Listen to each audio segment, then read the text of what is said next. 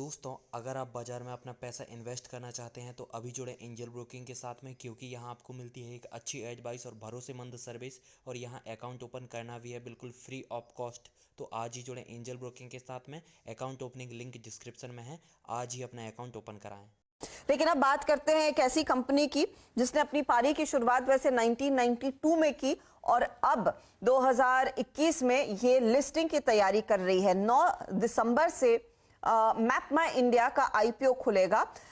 ये दरअसल company leading player है advance digital maps, geospatial software और लोकेशन बेस्ड टेक्नोलॉजी के लिए।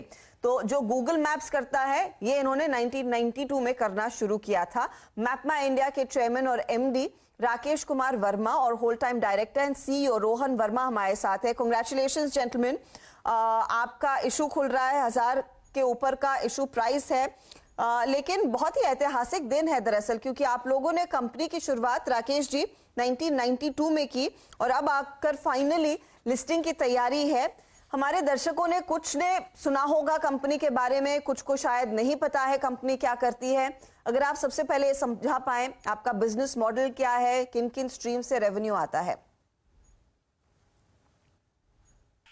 बिजनेस मॉडल बताने के पहले मैं ये समझा दूं कि हमारे क्या प्रोडक्ट्स हैं और उसको हम कैसे बेचते हैं और उसके बाद उससे कैसे रेवेन्यू अर्न करते हैं। तो ये 3 भाग में अगर बताना हो तो हमारे प्रोडक्ट्स जो है बेसिकली डिजिटल मैप, आज की तारीख में हम उसे एडवांस डिजिटल मैप्स कहते हैं।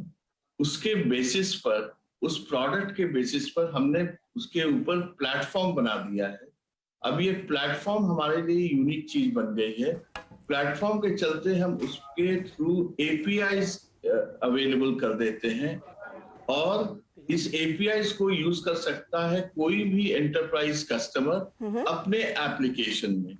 दूसरा, हम अपने प्लेटफॉर्म के थ्रू और डिजिटल मैप प्रोडक्ट के थ्रू हम अल्टीमेट प्रोडक्ट बनाते हैं, जैसे ऑटोमोटिव कंपनीज को नेविगेशन, जिसको हम कहते हैं N case, navigation, connected services, connected vehicles, autonomous, ADAS, फिर आपका इलेक्ट्रिक मोबिलिटी, इनको लेते हुए हम सारी गाड़ियों को, गाड़ी मतलब 4 व्हीलर, 2 व्हीलर्स, कमर्शियल व्हीकल, तीनों की बातें मैं कर रहा हूँ। ठीक है, इनके प्लेटफॉर्म मैं समझ रही हूँ सर। आपने बेसिकली कहा कि मैपिंग का इस्तेमाल जिन एरियाज में हो सकता है वहां पर आप कर रहे हैं। लार्जर पार्ट ऑटो बिजनेस से आता है, एपीआई में भी है, ऑफ कोर्स कुछ मैं पढ़ भी रही थी कि लॉजिस्टिक्स कंपनियों के भी साथ काम करते हैं। रोहन, ये मुझे समझाइए, B2B बिजनेस है लार्जली जहां तक मैं समझ रही हूँ, लेकिन क्या B2C यानी कि सीधे कंज्यूमर तक जो कनेक्ट है वो भी आप कारोबार करते हैं? एक समय में मैपमाइंडिया के वो मॉड्यूल्स आते थे जो गाड़ियों में इंस्टॉल किए जा सकते थे। तो B2B वर्सेस B2C वो रेवेन्यू ब्रेकअप इस समय क्या है? हाँ, देखिए, हम लोग B2B और B2B2C focus data and technology, SaaS, software as a service, platform as a service and maps as a service company है। हमारा लार्ज मेजॉरिटी रेवेन्यू B2B और B2B2C से ही आता है। हमारी जो हम कस्टमर्स के साथ कॉन्ट्रैक्ट साइन करते हैं और जो एनुअल न्यू ऑर्डर बुकिंग्स है हमारे, वो पिछले 3 साल में FY19 से FY21 से में 3.3 टाइम्स 330% बढ़ा है, फ्रॉम 141 करोड़ टू 468 करोड़। इतना आप ऑर्डर ग्रोथ देख रहे हैं। रेवेन्यू हमारा जो है वो FY21 में 152 करोड़ था और FY22 के पहले सिर्फ 6 महीने में 100 करोड़ तक पहुंच गया है। तो ये, और जो एड्रेसेबल मार्केट है हमारा B2B और B2B2C का, वो फ्रॉस्ट एंड सलिवन कहता है 2025 में 47,000 करोड़, 47,000 करोड़ तक पहुंचेगा। तो काफी हेडरूम है हमारे पास ग्रोथ में। आप रेवेन्यू ग्रोथ में देख रहे हैं, आप ऑर्डर बुकिंग के ग्रोथ में देख रहे हैं। I get your point, Rohan, लेकिन ये जो B2B2C का मार्केट है ये एग्जैक्टली क्या है? ये क्या प्राइमरीली जो ऑटो सेगमेंट के लिए आप लोग प्रोडक्ट्स बनाते हैं? मिसाल के तौर पर जो दोस्तों, अगर आप बाजार में अपना पैसा इन्वेस्ट करना चाहते हैं तो अभी जुड़े एंजल ब्रोकिंग के साथ में, क्योंकि यहाँ आपको मिलती है एक अच्छी एडवाइस और भरोसेमंद सर्विस, और यहाँ अकाउंट ओपन करना भी है बिल्कुल फ्री ऑफ कॉस्ट। तो आज ही जुड़े एंजल ब्रोकिंग के साथ में। अकाउंट ओपनिंग लिंक डिस्क्रिप्शन में है, आज ही अपना अकाउंट ओपन कराएं। एम्बेडेड टेक्नोलॉजी नेविगेशन की कुछ गाड़ियों में लगती है, क्या वो प्राइमरली B2B2C है? बिल्कुल, B2B2C के हम लोग के दो मतलब होते हैं। एक जो कार्स के अंदर या टू व्हीलर्स के अंदर या इवन जो नए इलेक्ट्रिक व्हीकल्स के अंदर हमारे जो सॉफ्टवेयर और मैप्स और टेक्नोलॉजी एम्बेडेड जा रहे हैं वो, और दूसरा जो कंज्यूमर फेसिंग एप्स है, आप लोग सब पॉपुलर एप्स यूज करते हैं कस्टमर्स के, जैसे फोन पे हो, चाहे और भी फिनटेक एप्स हो या ई कॉमर्स एप्स हो, उसमें जो हमारे APIs जाते हैं, इसको हम B2B2C कहते हैं। और इस तरह से मैपमाइंडिया के जो कस्टमर्स हैं B2B वाले, जो अपने कंज्यूमर्स के पास हमारे मैप्स को ले जा रहे हैं, आप ये भी सोचिए कि गवर्नमेंट ऑफ इंडिया का कोविन प्लेटफॉर्म, जहां पे वैक्सीन के लिए आदमी सर्च करके बुक करता है, वो भी हमारे मैप से पावर्ड है। या गवर्नमेंट का डिजिटल स्काई ड्रोन प्लेटफॉर्म, वो भी पावर्ड है। तो यही हमारा B2B2C बिजनेस है। और B2B में आप सोचिए कि HDFC bank, Airtel, goods and service tax network, कई सारे एंटरप्राइजेस, तो वास्ट नेटवर्क ऑफ क्लाइंट्स है, चाहे वो सरकारी कंपनियां हो या फिर क्लियरली ये प्राइवेट प्लेयर्स। रोहन, मैं आपसे आगे का आउटलुक पूछूंगी जरूर, लेकिन राकेश जी, इस समय जो आपका प्राइम कॉम्पिटिटर है वो गूगल मैप्स है, क्योंकि एक तो एंड्रॉयड में एम्बेडेड है। सबसे पहले अगर किसी को कुछ जगह ढूंढनी है तो गूगल मैप्स पर जाता है। उस कंपटीशन को बीट करने के लिए क्या कुछ स्ट्रैटेजी है इस समय? आपने सही कहा, लेकिन एक बात ख्याल रखना चाहिए कि हम जिसका नाम आपने लिया वो B2C मार्केट में है। मैपमाइंडिया B2C मार्केट में नहीं है। मैपमाइंडिया B2B और B2B2C मार्केट में है। ये दोनों मार्केट काफी फर्क होता है और दोनों के अप्रोचेस और बिजनेस मॉडल डिफरेंट होते हैं।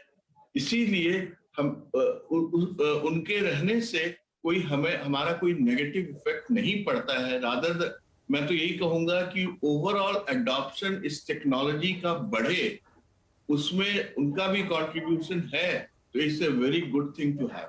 ओके, राकेश जी, प्राइमरली इस समय आपका जो इशू है वो ऑफर फॉर सेल है, यानी कि एग्जिस्टिंग निवेशक एग्जिट ले रहे हैं। मुझे ये बताइए, इशू के बाद प्रोमोटर्स की होल्डिंग क्या रहेगी, एंड मोस्ट इम्पोर्टेंटली आपकी जापानीज जो एंटिटी है ज़ेनरिन 18% हिस्सा होल्ड करती है, वो अगर स्टेक सेल कर रहे हैं तो क्या इस समय उनके साथ जो टेक्नोलॉजी टाई अप है या फिर जो आपने अब तक प्रोडक्ट्स डेवलप किए हैं उस पर कुछ इम्पैक्ट पड़ता है?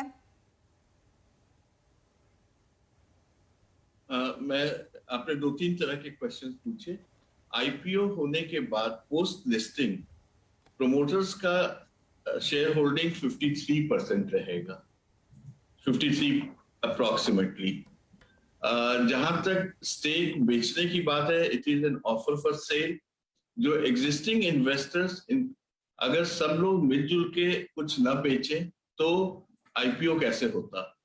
उसी में आपने देखा है कि क्वालकॉम हो या ज़ेनरिन हो, इन सब ने अपना अपना पार्ट कंट्रीब्यूट किया है।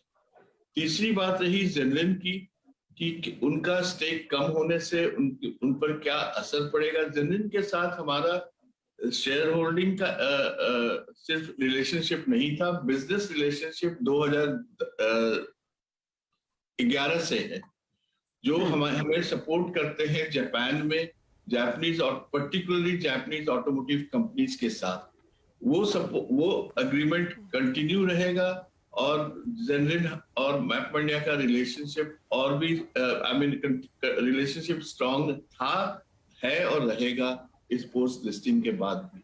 मैं एक चीज ऐड करना चाहूंगा कि अगर आप हमारी कंपनी को देखें तो हाईली प्रॉफिटेबल है। 35% EBITDA FY21 में था और इस साल के फर्स्ट हाफ में 45% पहुंच गया है। कैश फ्लो फ्रॉम ऑपरेशंस भी 80 करोड़ जनरेट हुआ लास्ट ईयर में, और एज ऑफ सितंबर 21 हम 380 करोड़ के कैश पे बैठे हैं। तो एक्चुअली कंपनी को कैश की जरूरत नहीं है, लेकिन हमें पब्लिक इसलिए जाने का इंटरेस्ट था कि हम भी अपना दायरा बढ़ाएं, अपने एंटरप्राइज कस्टमर्स को भी एक क्रेडिबिलिटी और कॉन्फिडेंस के साथ बोले कि not just are we a 25-year-old innovator, but now as a public listed company we can take up larger and larger projects, more and more business. Transparency बढ़ती है, कॉर्पोरेट गवर्नेंस बढ़ती है। I get your point, Rohan. शुक्रिया इस insight के लिए। In fact मैं आपसे आखिर में सवाल यही पूछने वाली थी फाइनेंशियल्स के बारे में, और आपने डिटेल दे दिया कि आप एक प्रॉफिटेबल कंपनी है और लगातार प्रॉफिट कमा रहे हैं एटलीस्ट पिछले 3 सालों से। All the very best. Interesting to see कि आप फाइनली बाजार में आए हैं। अब याद रखिएगा कि 9 तारीख को ये इशू खुलने वाला है। वो प्राइस बैंड 1000 से 1033 रुपए प्रति शेयर है। कंपनी रफली 6000 करोड़ के आसपास के वैल्यूएशंस डिमांड कर रही है इस प्राइसिंग पर।